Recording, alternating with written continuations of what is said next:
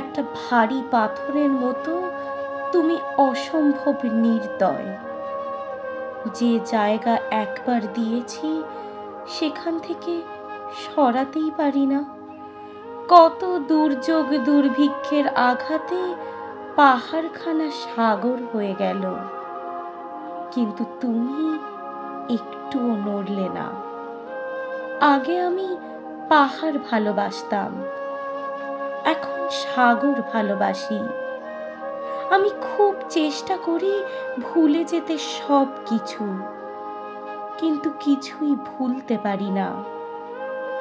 যে জায়গা একবার দিয়েছি সেখান থেকে সরাতেই পারি না, কারণ একটা ভারী পাথরের মতো তুমি অসম্ভব নির্দয়।